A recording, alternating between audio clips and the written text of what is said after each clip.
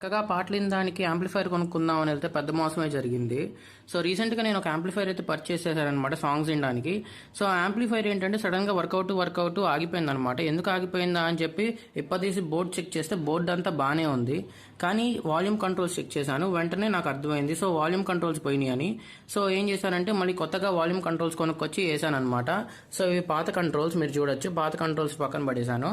So మళ్ళీ power supply పెట్టి చూస్తే వర్క్ అయింది, కానీ బ్లూటూత్ మాడ్యూల్ పనిచేయకుండా ఆగిపోయింది. సో దానికోసం మళ్ళీ స్విచ్ని చెక్ చేశాను. సో స్విచ్లో ప్రాబ్లం వచ్చిందని చెప్పి స్విచ్ని మార్చాను. మీరు ఇక్కడ అబ్జర్వ్ చేయొచ్చు, నీట్గా స్విచ్ కూడా సాల్డర్ చేశాను.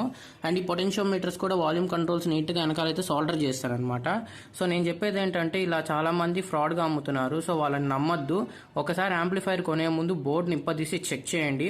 మీకు ఆ బోర్డు ఓకే అనిపిస్తేనే కొనండి. ఎందుకంటే ఊరికే కొంటే మనకి ఇట్లా ఫెయిల్యూర్ అయితే అవుతూ ఉండే అనమాట. సో కంటెంట్ నచ్చితే లైక్ చేయండి, సబ్స్క్రైబ్ చేయండి. ఇన్స్టాలో చూసే వాళ్ళైతే ఫాలో చేయండి. Thank you guys.